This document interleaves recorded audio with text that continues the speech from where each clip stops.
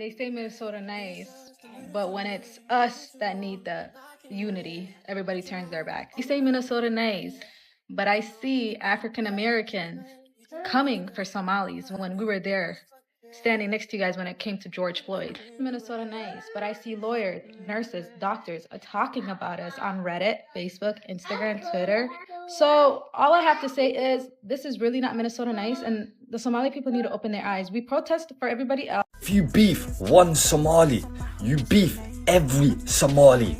If there's one thing about Somalis, they are going to ride out for their Somali brothers and sisters. They are going to crash out. They don't do one-on-ones. They're gonna jump you. Abdi's gonna go tell Rector, who's gonna go tell her brother Mo, who's gonna go tell Naima, and she's gonna tell her Upti.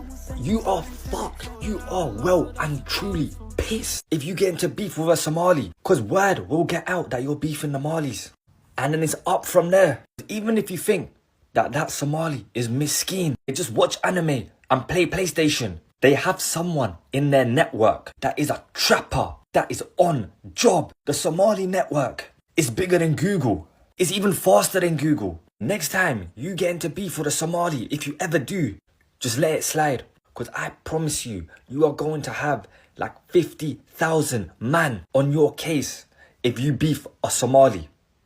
Republican for over 25 years. I'm not going to stop being a Republican. But what I do know is for a fact is we're getting killed out here because people are saying, we told you so. What would you say to the president if he were standing here right now? Mr. President, we campaigned for you. We have hope in you. We see hope in you. Please differentiate between good, bad, and evil. That's a Somali immigrant who voted for President Trump in 2024, but now Trump is demonizing Somalis in America, specifically here in Minnesota. My children are no garbage. I campaigned for the president in 2024. I actually went out and we reached 50 million people endorsing Trump 7 days before the election. What drew you to the president? Because we believed he was an agent of chaos. We couldn't afford anything back then. There was a fentanyl crisis. There was an issue of affordability. The living standards went down. Crime issues. These are 5 very important things to us. And we believe that Trump would be the solution to it. Well, so let's talk about Somali hate. And especially this fella, who I found to be a very interesting fella.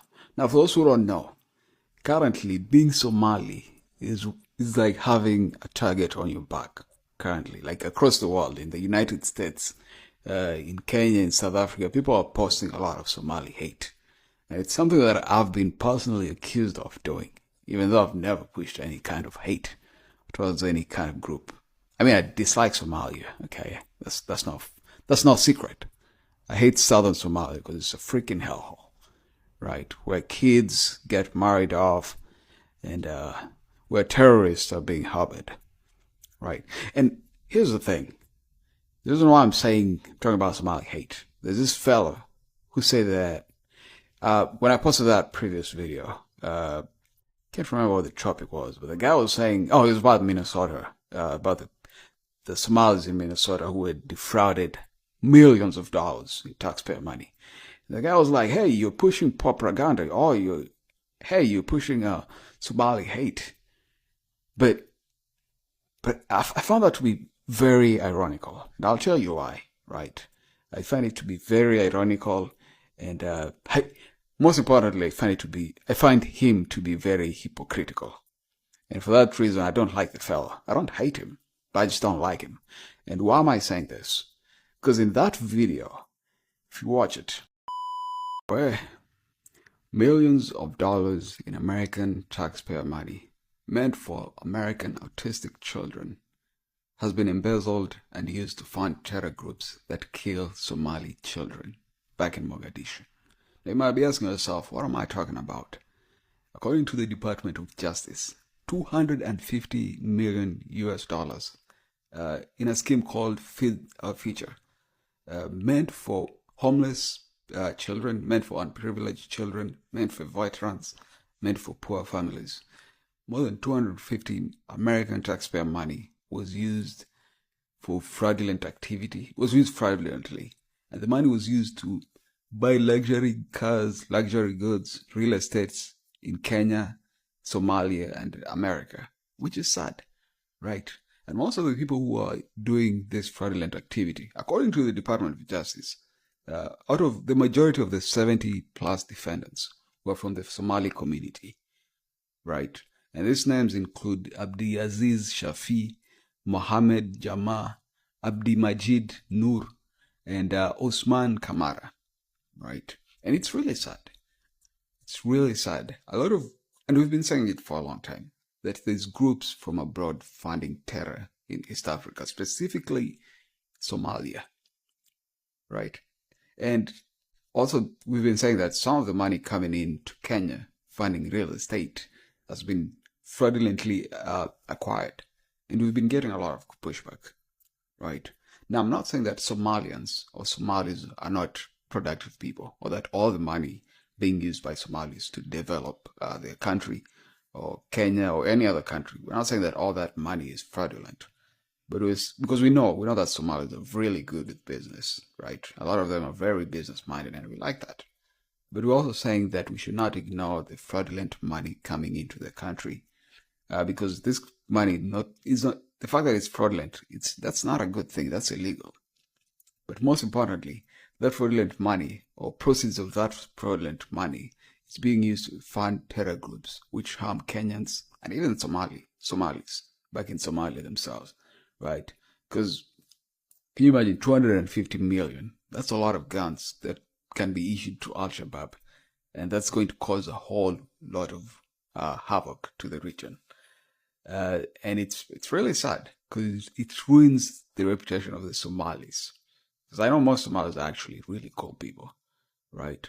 But the thing is, there's a very bad stereotype associated with the Somalis. First of all, it's a lot of Somalis are associated with terror. It's also associated with piracy, right?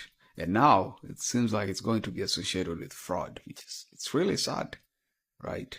And I hope the Somalians are going to fix this. So moving forward, they're going to call out this activity and start being more, well, I don't know.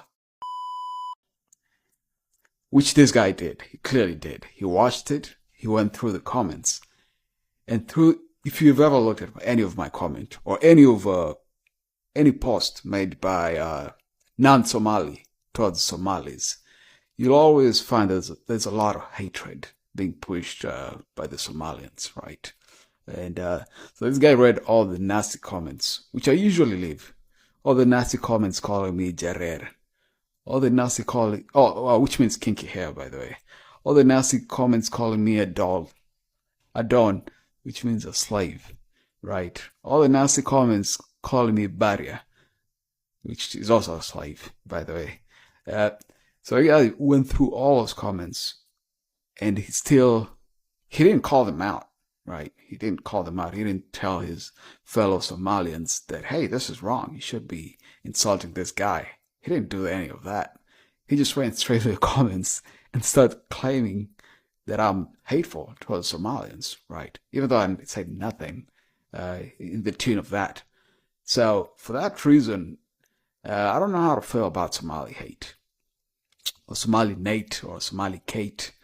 I don't think everyone calling out, or someone calling out Somalis misbehaving, I don't think that necessarily means it's hate, right?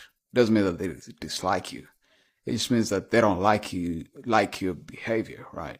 If you steal something, what do you expect? You want us to like you for stealing from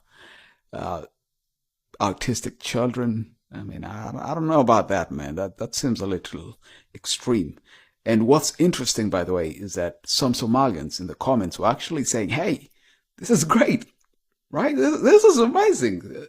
People stole the money and there's nothing you can do, right? You can even see, you can go through that post and see. The guy was like, hey, we stole it. And so what? What can you do, right? This is Somalia. So like he puts a Somali flag, Greater Somalia flag or something.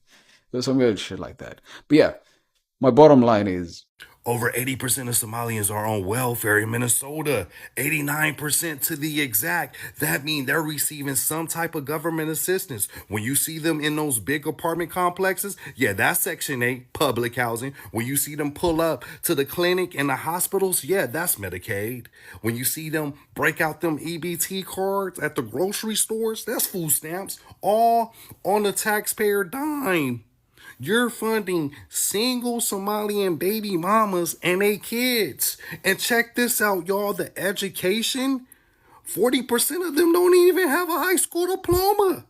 They're uneducated, illiterate, right? Now that means that they really don't have no hope. They're like, you know what? We don't have to graduate from high school. We could get government assistance. But yeah, that's where your money is going to. If you're a taxpayer, that's what you're funding over there in Minneapolis, Minnesota, the whole state. And 1 out of 8 children is a Somalian child living in poverty. That's wow. So this is my confusion, right? How is it possible that you as a Somalian, as an immigrant, you decide that you come to this country, right? You stay here and I guess legalize or whatever it is that you did, right? You decided to come here and you want to vote against your own best interest. You were like, hey, out of all of these candidates here, we're going to sit up there and vote for Trump.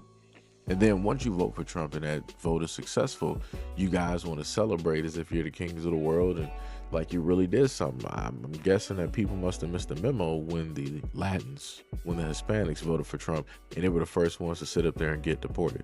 And then you also have the Haitians and the Jamaicans and many others that stated that they voted for Trump. And then they were the main ones on the chopping block. Like I said, a lot of y'all are getting y'all turned on the wheel that never really got y'all turning the wheel when it deals with the United States government. So this is currently where we are at this moment in time. People are messing around and people are finding out. Now, I would have thought that the Somalians would have paid attention to everything that was happening to all of the other groups directly out here. But I guess some people think that they are bigger than the program. So now Somalians are finding out. And I don't care what people have to sit up there and say online. They're like, oh, it's, Somalians, they're the greatest trollers in the world. Go troll your own country. Go troll that. All of the tens of millions that y'all been getting from the United States and sending them back by way of remittance to wherever it is that y'all building up, go back there. Like I said, I'm tired of seeing the videos where you guys are talking about, oh, we're not going to assimilate. What American culture are we going to assimilate to? Y'all saying that me no black, me no black, me no black. You guys saying that you would rather live under, Muslim law and you would rather be in a country amongst your own people. Go back home. You have that. Why be in the United States talking all this stuff? And all you have to do is just jump on a boat or a ship and go right back to Somalia. Like, that's crazy to me. That's crazy to me to look at a group of people that say that they are so prideful. They are so proud of who it is that they are. But yet you saying that on a whole nother soil. Say that back home. Say that you're proud at home. Like, that's where it makes sense. Like, that makes no sense. We're not playing a sports game. This is not football. This is not on a global scale where now you got to sit up there and go to a whole nother stadium that's away from home, and you got to sit up there and let people know you got to represent. This is not that. Like I said, that's a trip, maybe even a vacation. You decided that you wanted to live here. These are two different things. And you talking about, no, this is the jersey that I rep Somalia because we Somalians, we not African or black American and all. I'm like, okay, so you got two choices. Either you're Arab or you're white. And technically, both of those realistically are white. So it's like, what are we doing? And then a moment in time, again, that things get real tough. Y'all want to start sitting up there saying that you're black. How? Where?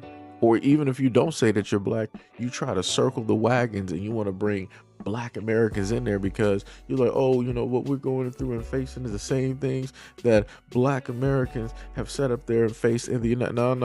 Don't ever in your life do that. Don't ever in your life do that. Don't ever in your life do that. As a Somalian, you should know better. As a Somalian, you should know better. You should know history. We Black Americans have been talking about our history for the longest time possible in the United States. Y'all have been here long enough to actually be educated on this. We got videos, we got documentaries, we had talk shows. It's even been in the music. It's been in the form of cartoons, been in the form of movies. Like it's realistically, you should have seen it at one point or another. You should have seen it. The amount of ignorance that you guys willfully decide to have is astonishing to me. And if you want to be that ignorant, then it's just that easy to go home. And going on to the next slide, where you had the other guy who stated that he voted for Trump, and now you're trying to tell Trump that, oh, I need you to just differentiate between the good, the bad, and the ugly. No. That's not how that works. That's not how that works.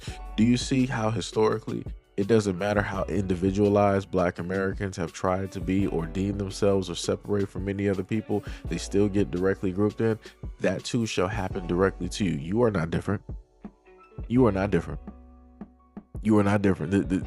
No United States government is going to, if they have not and will not at any moment in time decide to differentiate between the many different types and groupings of Black Americans, I can tell you beyond a shadow of a doubt, they are not going to bend the knee for you. You are nothing special. You are nothing special at all. And to go on this news in America and tell the president, hey, I just want, no, that's not happening. That's not how America rolls. Like I said, if they're actually going to do that, they're going to start with us first, and then it'll happen for everybody else. That's how it works. It's not going to start with you. You don't really have any relevance here up until now. Because if we go back throughout the many decades and years, where were Somalis? Where were Somalis in the 2000s?